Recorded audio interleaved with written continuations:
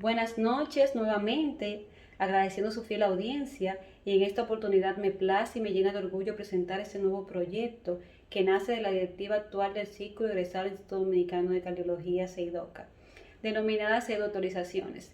Pseudoautorizaciones no es más que una publicación mensual virtual que se llevará a cabo los días 25 de cada mes con la finalidad de realizar revisiones y publicaciones vanguardistas en cardiología, en forma de artículos que van a mostrar de manera objetiva y resumida los aspectos más relevantes que conocemos, no conocemos o que son controvertidos de temas que al momento de la publicación se encuentran sobre el tapete.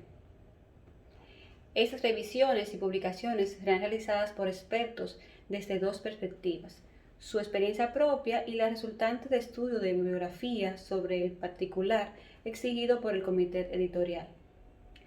Pseudoautorizaciones va a estar dedicado no solamente a médicos cardiólogos, sino a médicos generales o cualquier otra especialidad en la medicina que quiera enriquecerse con nuestros conocimientos y publicaciones.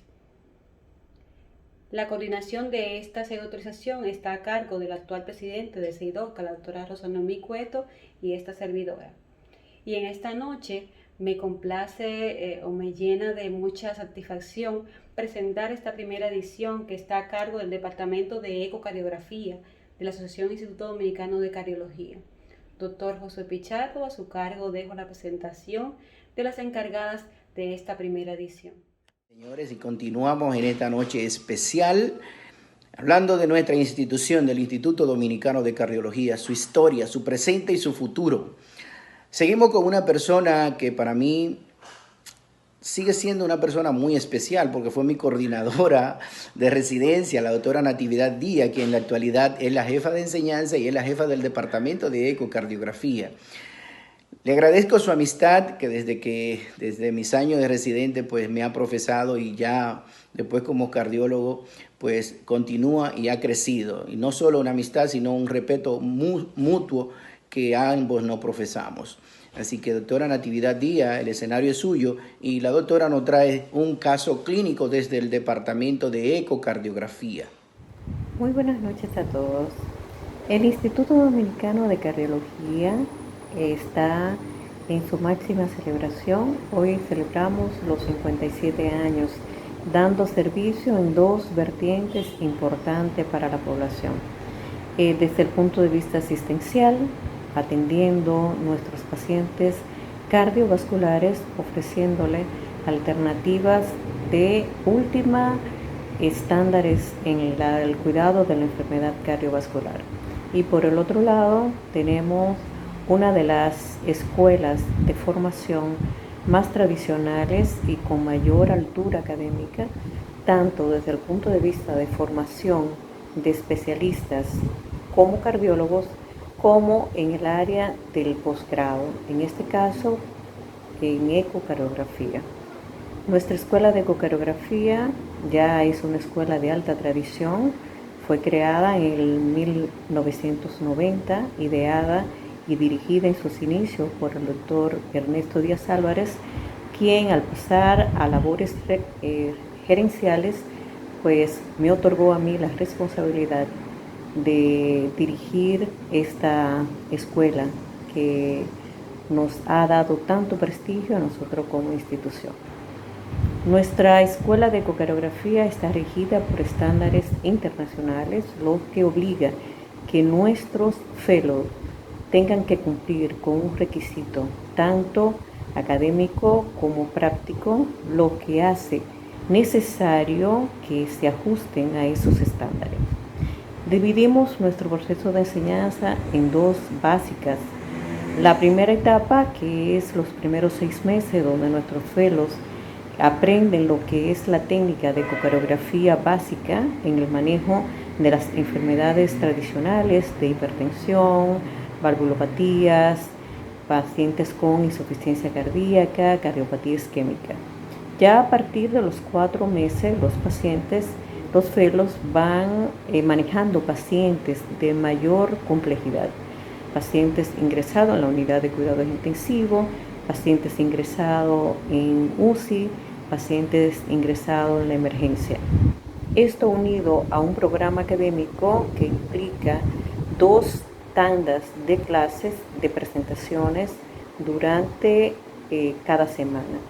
A partir de los 6 meses, nuestros fellows pasan a un nivel mayor de entrenamiento donde se ven en la necesidad de hacer prácticas más avanzadas, entre ellos ecocardiografía transesofágica, ecocardiografía de estrés, ecocardiografía de prequirúrgica, transquirúrgica y postquirúrgica, ecocardiografía crítica en la unidad de cuidados intensivos y en los pacientes que están en cuidados más urgentes en la unidad de emergencia de nuestro hospital, y ya al final de su segundo semestre, pues nuestros fellows comienzan a hacer la práctica de ecocardiografía de estrés, ecocardiografía de strain, estudio de los pacientes con resincronización.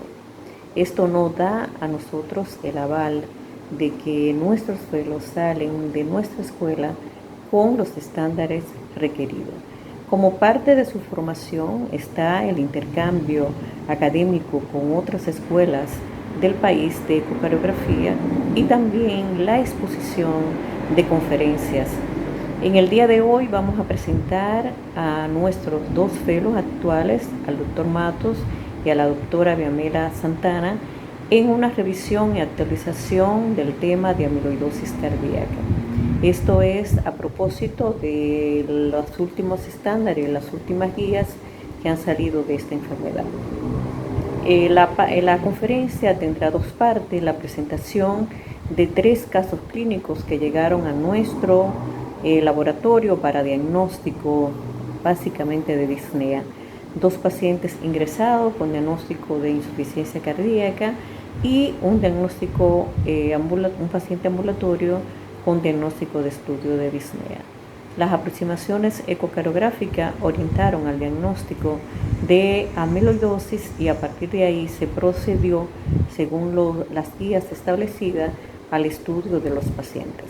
Esperamos que esta conferencia les sirva a todos para hacer la revisión de una enfermedad que es subdiagnosticada, por lo que creemos que debemos de tomarla siempre en consideración, ya que las imágenes aportan un gran elemento en el diagnóstico de la misma, haciendo así que sea más asequible el diagnóstico a nuestros médicos y que el paciente pueda tener el beneficio de el diagnóstico y el tratamiento. Vamos a proceder a escuchar a la doctora Santana con su exposición. Buenas noches, es un honor para mí poder compartir con ustedes el título del aporte de las imágenes cardíacas en el diagnóstico de amiloidosis, siendo esta una entidad no tan diagnosticada en los países en vías de desarrollo como el nuestro, y pues lo que hemos hecho es recolectar las últimas actualizaciones tanto de la Sociedad Española de Cardiología del 2017, la Sociedad Canadiense de Cardiología 2019 y la American Heart Association del 2020. Todas nos ofrecen una actualización sobre amiloidosis y queremos traerles luz no solamente al ecocardiografista, sino también al cardiólogo clínico para que pueda saber cuáles son las pautas que debe seguir, cuáles son los pasos con respecto a las imágenes cardíacas. Hemos traído unos casos clínicos que nos parecieron bastante interesantes. El primero de ellos es un masculino de 70 años de edad, diagnosticado con hipertensión hace 16 años, tratado con lisinopril de 20 miligramos e hidrofluorotiazida de 12.5. Llega con motivo de consulta, disnea progresiva y epigastralgia. A nivel del examen físico, un corazón con ruidos cardíacos regulares, R1 disminuido en tono de intensidad, un R2 normal, soplo holosistólico en el foco mitral 2/6, irradiado axila, y los laboratorios alterados de transaminasas, troponina ultrasensible, la CK total y la NT-proBNP, como ya ustedes pueden observar. A nivel del electrocardiograma, un paciente con ritmo sinusal, frecuencia de 70 latidos por minuto, bloqueo de la subdivisión anterior, trastorno de la repolarización en CAR lateral y un índice de Sokolow modificado de 43 milímetros para una hipertrofia ventricular izquierda. A nivel de la radiografía de tórax, botón aórtico prominente, calcificado, un índice cardiotorácico de 0,55 para una cardiomegalia grado 2, reforzamiento de la trama broncovascular bilateral y una infusión pleural derecha. A nivel del ecocardiograma, pues podemos observar en el eje largo el eje parasternal largo, vemos un engrosamiento bastante importante tanto del septum interventricular como de la pared posterior y el aparato subvalvular, con una imagen de vidrio deslustrado. Pues nos llama bastante la atención esto y pues le ponemos el doble color, vemos una insuficiencia aórtica, insuficiencia mitral, confirmamos esa hipertrofia también a nivel de los ejes cortos, a nivel de la válvula mitral y a nivel de los músculos papilares. Hipertrofia importante y la presencia del vidrio deslustrado. También pues observamos en cuanto a la raíz aórtica, a nivel del septo del seno de Valsalva, la unión sinotubular y la aorta ascendente, diámetros ligeramente aumentados. Pero lo que más nos llama la atención de esto son esos diámetros. Aquí vemos la medida del septum interventricular en diástole, que mide 1.5 centímetros y la pared posterior 1.6 centímetros, con diámetros sistólicos solamente alterados 4.7 y una fracción de eyección en 28%. El diámetro diastólico conservado. Aquí tenemos en el 4 cámaras, pues aquí podemos observar el engrosamiento importante que tiene el septum interventricular, también el septum interatrial, la pared lateral y el aparato subvalvular, la dilatación vía auricular y el derrame pericárdico leve. Es importante recordar esta imagen, que es lo que se llama como la imagen de muñeco de nieve invertido. Vemos un engrosamiento del septum interventricular y también del septum interatrial a nivel de la primera porción. Y la insuficiencia tanto mitral como tricuspidia. Aquí vemos ambas imágenes con las aurículas ya medidas que nos confirman que sí están dilatadas. Hacemos el flujograma mitral, vemos una onda E elevada y una onda A pequeña para un patrón restrictivo, una relación EA mayor de 2, y también a nivel del doble tisular hacemos la relación EE' septal, pues esta nos da 14. Insuficiencia tricuspidia para una velocidad de regurgitación de 3.4 milímetros por segundo y un gradiente de 46 milímetros de mercurio para una HAP moderada. Entonces, uniendo todos estos parámetros, pues podemos evidenciar que nos encontramos ante un paciente con presiones de llenado elevado. Pues este paciente, como nos llamó la atención, tanto la hipertrofia ventricular izquierda como la imagen en vidrio deslustrado, lo llamamos equestrain, y ahí podemos ver en 4 cámaras, igual en el 2 cámaras, que en los segmentos tanto basal como medio, la captación del color no es tan significativa, no es tan importante, solamente se conserva a nivel apical en ambas vistas. En la parte roja es la conservación de la contractilidad, que es lo que podemos confirmar aquí a nivel del ojo de buey, que vemos una imagen roja en los segmentos apicales y imágenes pálidas de otros colores que vamos pues a discutir más adelante, y las numeraciones sobre todo. Vemos entonces una confirmación de lo que es la imagen en bandera de Japón, ojo de buey o la cereza en el topping del pastel, que nos lo da los pacientes con amiloidosis, con un strain global longitudinal en menos 11%. Entonces, en cuanto a la resonancia magnética cardíaca que le hacemos a ese mismo paciente, pues el paciente nos evidencia una imagen de una gran hipertrofia ventricular izquierda con imagen de un realce tardío subendocárdico, que vamos a ver más adelante en las otras resonancias magnéticas cardíacas y en la revisión bibliográfica cómo podemos evidenciarlo. En cuanto a la gammagrafía cardíaca, tenemos un grado 2, grado 3, que esto pues me evidencia una captación cardíaca mayor o igual que la del hueso.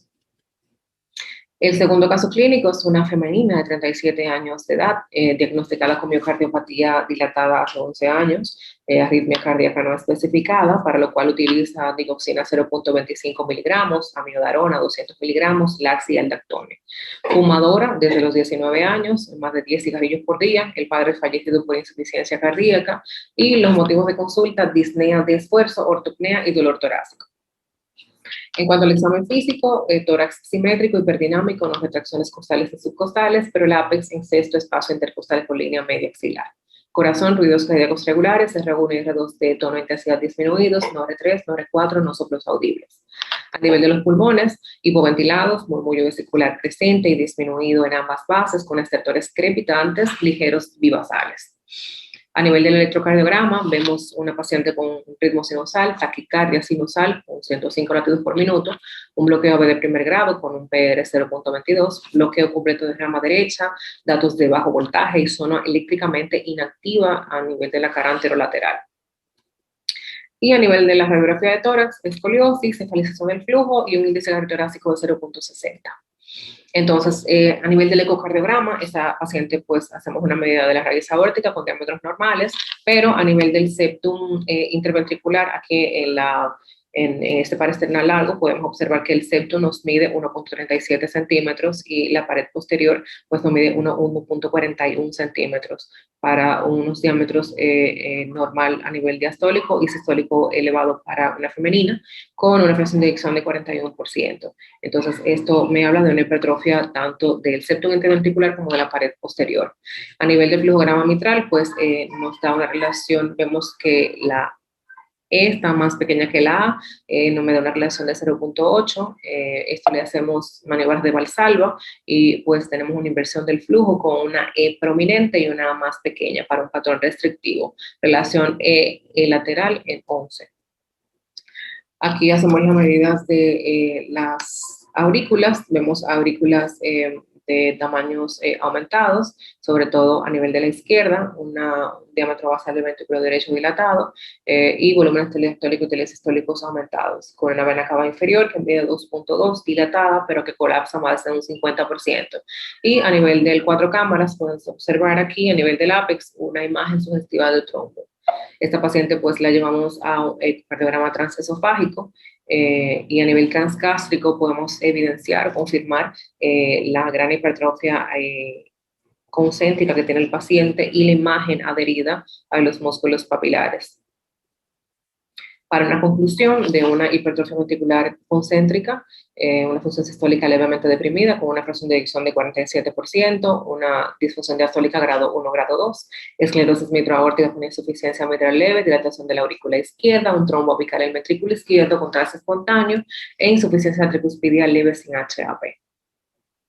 A esta paciente le hacemos un ecostrain. Aquí podemos observar la diferencia de colores, tanto rojo como azul. Esta paciente estaba en fibrilación auricular cuando la llevamos al ecostrain, no pudiendo evidenciar pues una imagen en ojo de buey o de la cereza o el top en el pastel como tenemos acostumbrado a ver en los pacientes con amiloidosis, con un strain de menos 5 y menos 0.7 y menos 7 tanto en las vistas de 4 cámaras como en 2 cámaras.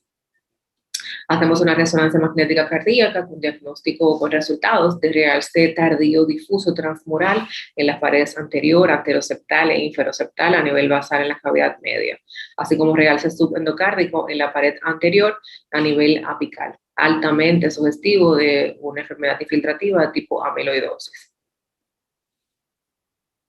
El tercer caso clínico corresponde a un masculino de 55 años de edad que nos llega de forma ambulatoria al laboratorio de ecocardiografía por disnea. En cuanto inmediatamente hacemos el eco, pues nos llama la atención en el eje paraesternal largo, pues la gran hipertrofia ventricular izquierda, sobre todo a nivel del septum en la pared posterior, y la imagen de hiperrefractancia que tiene el paciente, igual a nivel del eje corto, con una hipocinesia global.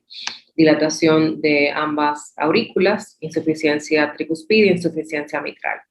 A este paciente entonces le hacemos el ecostrain con un strain global longitudinal de menos 11%. Entonces esto es muy sugestivo de amiloidosis. Obviamente ya el clínico pues debe de seguir los diferentes pasos para poder diagnosticar la amiloidosis. Entonces, ¿qué necesito saber sobre la amiloidosis?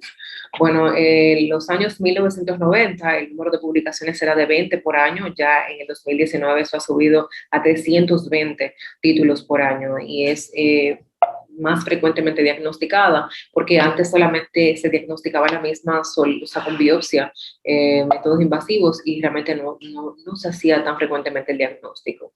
En el año 1854, Rudolf Virchow pues observó a nivel del microscopio una imagen que parecía almidón y entonces determinó esta sustancia como amilium, del latín de almidón. Entonces por eso que le llamamos a esta enfermedad amiloidosis, por el latín amilium. Entonces, ¿qué es la amiloidosis? La amiloidosis es una enfermedad que corresponde a las miocardiopatías restrictivas de tipo infiltrativo y esta ocurre de la siguiente manera. A nivel del hígado, pues se produce una proteína que se llama TTR, que es una proalbúmina, que se encarga de transportar la tiroxina y la y el retinol, que es la forma activa de la vitamina A. Entonces, esta proalbúmina tiene forma de tetrámero. Si ese tetrámero, por algún factor genético o alguna alteración, mutación genética, o se desencadena o se precipita con la edad, entonces produce lo que es la amiloidosis, en este caso de tipo TTR. Entonces, ¿qué es lo que pasa? Pues este tetrámero se digrega en dímeros y en monómeros, y luego entonces forma lo que son las fibrillas amiloides, las cuales se forman, se repliegan, pero de forma mal plegada, formando una proteína a nivel extracelular de forma o estructura inestable. Se siguen replegando, se agregan, se depositan y producen una disfunción orgánica, depende del órgano que afecte, en este caso a nivel cardíaco. Es resistente a la proteólisis y se tiñen de rojo Congo. Existen 30 proteínas que producen amiloidosis, de las cuales solamente 5 afectan a nivel cardíaco, las cuales son la componente sérico-A, que produce amiloidosis secundaria, las cadenas ligeras o AL, más comúnmente conocida como amiloidosis primaria y se diagnosticada con mayor frecuencia en países desarrollados, transtirretina, que es la producida por la TTR, la apolipoproteína A y el fibrinógeno. De estas 5, las más importantes son estas primeras 3. Entonces, la amiloidosis por TTR, que es la que más comúnmente se está diagnosticando en estos últimos años, se divide en 2 grandes grupos. La WT, que es la wild type, que es relacionada a la edad, y la MOH, que es la relacionada con la transmutación o la mutación genética. Entonces, grandes diferencias entre estas: mayor de 60 años, la WT, y la M, que es la mutada, es variable según la mutación causal. Predominio masculino en ambas, es bastante agresiva y produce también unas manifestaciones extracardíacas, como son el síndrome de Popeye, que el signo de Popeye es una rotura traumática del tendón del bíceps, que es importante no tomarlo en cuenta, y la mutada, pues esta nos da una imagen de pupila festoneada por la acumulación de amiloide a nivel de la pupila. La afectación cardíaca es constante en la relacionada a la edad y es variable en la mutada. ¿Cuál es la presentación clínica de ambas? Insuficiencia cardíaca, trastornos de conducción, fibrilación auricular y, en caso de la senil, estenosis aórtica degenerativa. ¿Qué podemos encontrar a nivel del electro? Un patrón de pseudoinfarto en el 60% de los casos, bajo voltaje en el 20% de los casos y una hipertrofia ventricular izquierda por Sokolov en un 13% de los casos. A nivel del eco, hipertrofia moderada grave, fracción de eyección leve a moderadamente deprimida en un 30% de los casos, habitualmente conservada, en la que es por mutación, y a nivel de la resonancia realce tardío, elevación del T1 nativo y del volumen extracelular. A nivel de la gammagrafía, un grado 2, grado 3, hablamos anteriormente que eso se trata de una afectación cardíaca significativa, donde el corazón tiene una captación del disfosfato pues mayor que la del hueso. Entonces, ¿cuál es la función del ecocardiograma? Pues el ecocardiograma nos da pistas y nos ayuda a hacer un diagnóstico diferencial sobre otras causas de hipertrofia ventricular izquierda, nos da diagnóstico diferencial sobre los diferentes tipos de amiloidosis y diagnóstico diferencial cuando existen otras causas que producen hipertrofia ventricular izquierda que coexisten obviamente con la amiloidosis. Entonces, ¿cuáles son los hallazgos clásicos que tenemos en esos pacientes?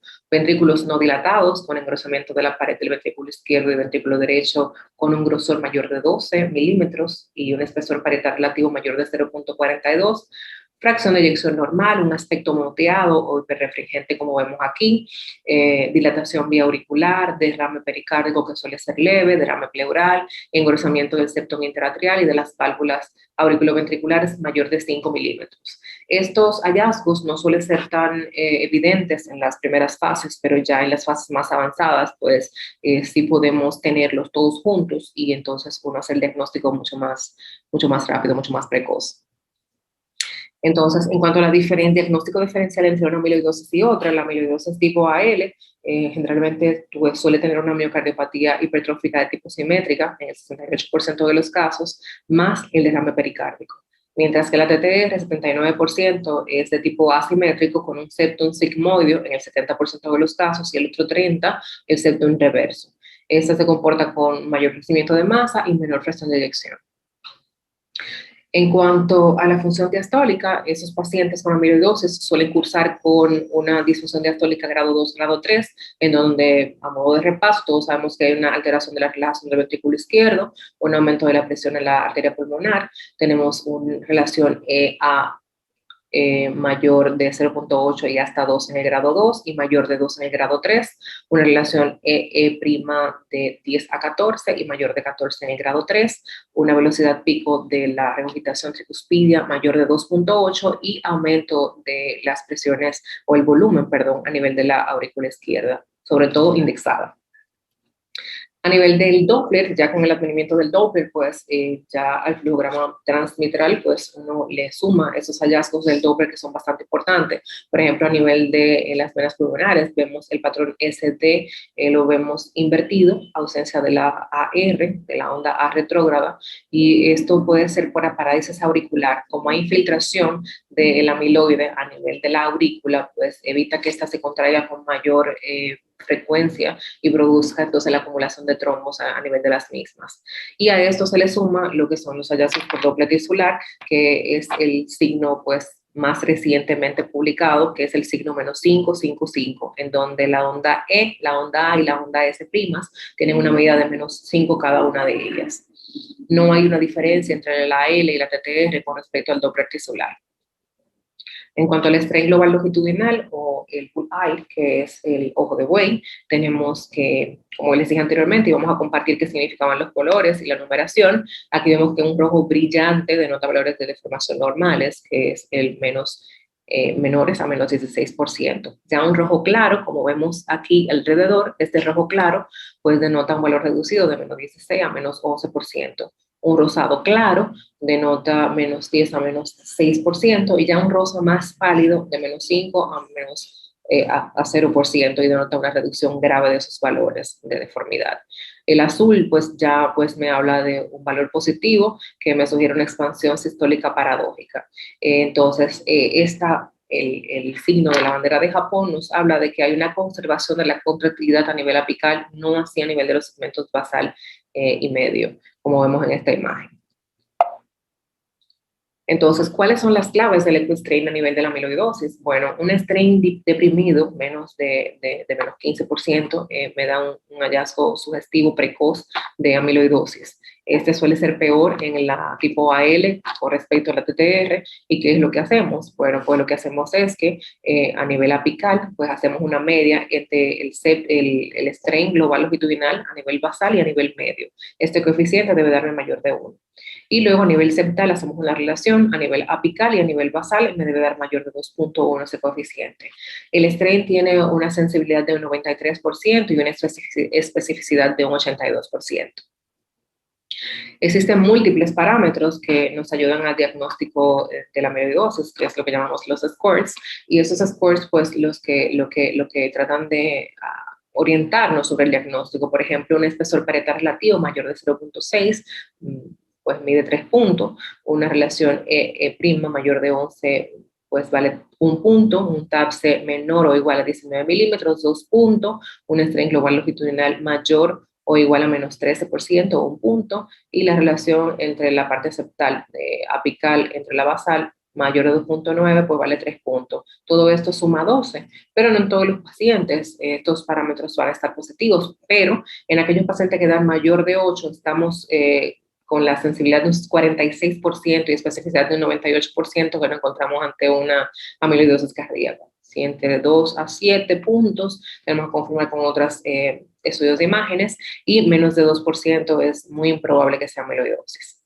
Pero siempre es tan fácil diagnosticar al paciente con un ecocardiograma normal y un ecostrain, pues no, porque hay casos, por ejemplo, en que los pacientes no tienen todos los parámetros positivos, no hay casos en los que el paciente tiene una hipertrofia ventricular izquierda, tiene una hiperrefractancia, pero realmente el paciente no califica con el ecostrain ni con el flujograma mitral. Entonces, son datos que uno pues debe de orientarse o ayudarse de otras pruebas de imágenes, como es el caso de la resonancia magnética cardíaca, la cual pues nos ayuda a diagnosticar entre un paciente y otro. Es el caso de los pacientes con insuficiencia renal avanzada, que tienen muy buenas ventanas, pero tienen un moteado miocárdico hiperrefringente casi igual a un paciente con amiloidosis. Entonces, es importante uno ayudarse de la resonancia magnética cardíaca, que nos ayuda a diferenciar y nos arroja datos sobre datos morfológicos, datos funcionales, hay una cuantificación óptima importante, y la simetría y la asimetría de la hipertrofia ventricular izquierda.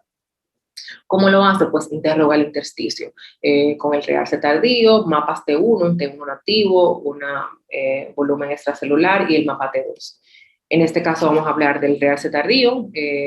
Los pacientes con amiloidosis se pueden comportar de estas tres maneras, o un realce tardío global subendocárdico, ya que el contraste tiene predilección por el amiloide y se deposita a nivel del intersticio, y entonces ahí lo vemos a nivel de subendocardio, como lo vemos en esta imagen de aquí arriba y aquí también.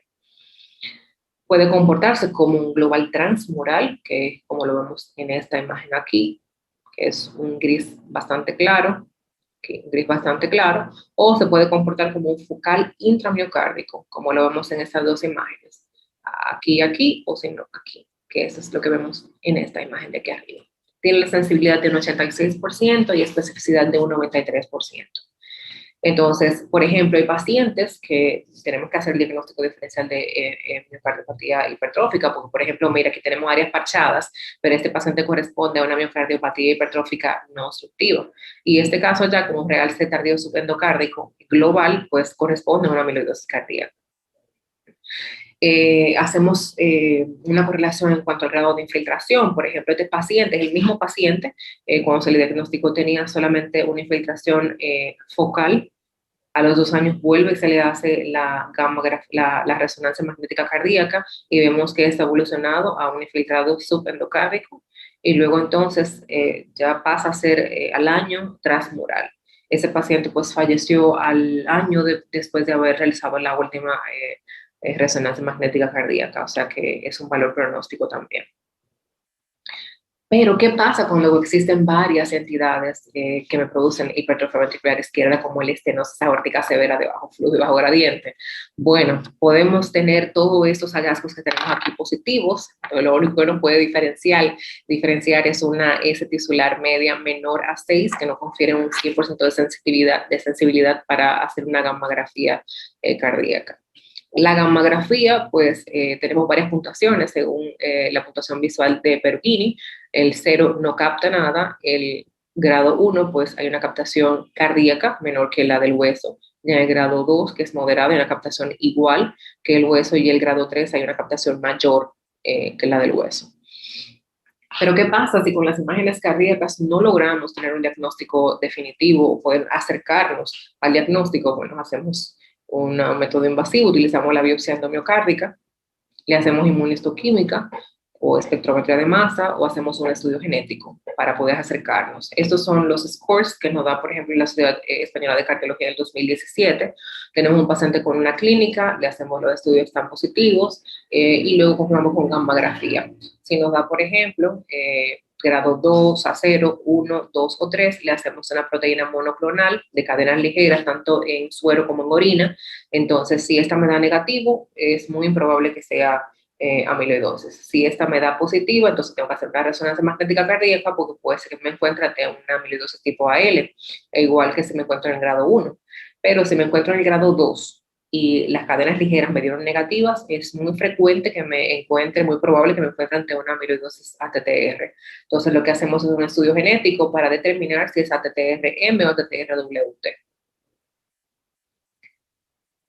La otra es la publicación de la American Heart Association, prácticamente es lo mismo, hacemos los mismos pasos, el examen físico, estudios de imágenes, cadenas ligeras, luego hacemos gammografía. Si la gammografía entonces me da positiva, entonces hago una gradación, me da gradación entre 2 a 3, sí, entonces me encuentro con una ATTR, tengo que hacer un estudio genético para ver si se trata de una WT o una mutada. Y la sociedad canadiense, pues prácticamente utiliza el mismo algoritmo que ya habíamos mencionado en las diapositivas pasadas, pero lo traemos a colación para que pues podamos orientarnos de que prácticamente se sigue en los mismos pasos. En cuanto al tratamiento, se divide en 2 grandes pilares: manejo de secuelas cardíacas y manejo de terapias modificadoras de la enfermedad. En cuanto a las secuelas, pues tratar la falla cardíaca, los diuréticos de ASA son los únicos que están comprobados que disminuyen la sintomatología, o sea, se trata del paciente que esté lo más eubolémico posible y se ayuda con ahorradores de potasio. Ni los betabloqueantes, ni los GIECA, ni los ARA2 han demostrado disminuir la mortalidad en estos pacientes, y nunca utilizar bloqueadores de los canales de calcio ni digoxina. Sobre todo la digoxina porque tiene una predisposición por el amiloide y aunque se encuentre en dosis terapéuticas, esta puede intoxicar al paciente rápidamente. El trasplante cardíaco solamente en insuficiencia cardíaca avanzada, aunado a trasplante renal. Trasplante hepático. Anticoagulación en paciente con fibrilación auricular y amiloidosis, siempre, no importa el CHAS-VAX, y se debe hacer un ecotrans esofágico antes de la cardioversión eléctrica, y implantación de un DAE para muerte súbita está controversial. Esos son el tratamiento que pues en los diferentes niveles tenemos para suprimir la síntesis. Podemos hacer un trasplante hepático o silenciadores genéticos. Todavía estos están en estudios en cuanto a los estabilizadores de la TTR para que no se deforme el tetrámero a monómeros, a dímeros y después a monómeros. Pues tenemos una TTR stabilization que de estos el que pues se está utilizando es el tafamidis a nivel cardiovascular, que es el que ha demostrado pues disminuir o estabilizar la TTR mayormente. Y los que eliminan el depósito son esos que están aquí, la doxiciclina, el té verde, entre otros, que están disponibles pero que no han demostrado ya una efectividad. Entonces, como les dije anteriormente, el tafamidis desde el 2001 se está utilizando en la Unión Europea y en Estados Unidos, pero ya la FDA en el 2017 fue cuando otorgó la designación del tratamiento urgente para la miocardiopatía por transtirretina. El pronóstico depende de la afectación que tenga la mutación, el tipo de amiloidosis, y sobre todo nos dan predictores de mortalidad tanto la troponina ultrasensible como el péptido natriurético. Muchas gracias.